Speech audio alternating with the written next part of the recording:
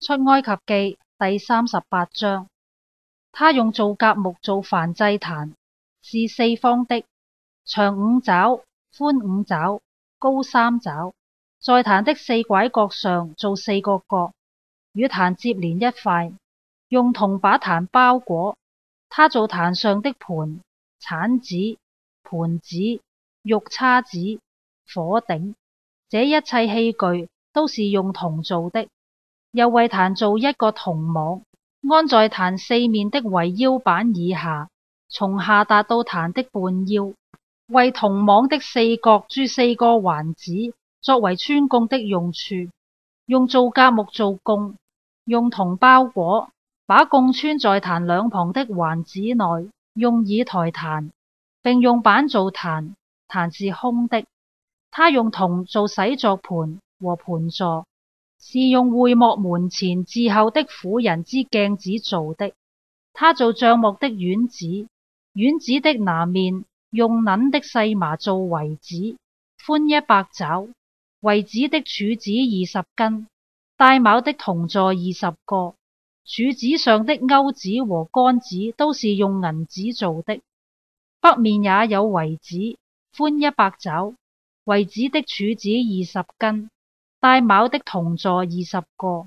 柱子上的鈎子和桿子都是用銀子做的。院子的西面有圍子，寬50肘，圍子的柱子10根，帶卯的座10個，柱子的鈎子和桿子都是用銀子做的。院子的東面寬50肘，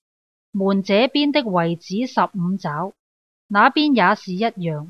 圍子的柱子3根，帶卯的座3個，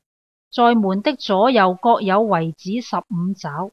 圍子的柱子3根，帶卯的座3個。院子四面的圍子都是用捻的細麻做的，柱子帶卯的座是銅的，柱子上的鈎子和桿子是銀的，柱頂是用銀子包的。院子一切的柱子都是用銀桿聯絡的。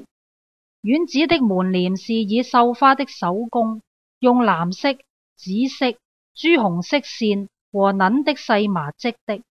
寬20肘，高5肘，與院子的圍子相配。圍子的柱子4根，帶卯的銅座4個，柱子上的鈎子和桿子是銀的，柱頂是用銀子包的。帳幕一切的橛子和院子四圍的橛子都是銅的。這是法櫃的帳幕中利未人所用物件的總數，是照摩西的吩咐，經祭司亞倫的兒子以他瑪的手數點的。凡耶和華所吩咐摩西的，都是猶大支派戶珥的孫子烏利的兒子比撒列做的。與他同工的有但支派中亞希撒抹的兒子亞何利亞伯，他是雕刻匠，又是巧匠，又能用藍色、紫色、朱紅色線和細麻繡花，為聖所一切工作使用所獻的金子，按聖所的平有29他連得，並730舍客勒。會中被數的人所出的銀子，按聖所的平有100他連得，並1775舍客勒。凡過去歸那些被數之人的，從20歲以外有603550人，按聖所的平，每人出銀半舍客勒，就是1比加，用那100他連得銀子鑄造聖所帶卯的座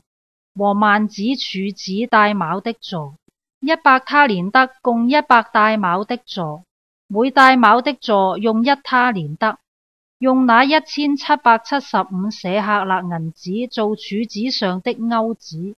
包裹柱頂並柱子上的桿子。所獻的銅有70他連得，並2400舍客勒。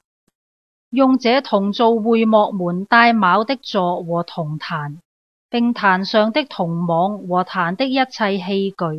並院子四圍帶卯的座和院門帶卯的座，與帳幕一切的橛子和院子四圍所有的橛子。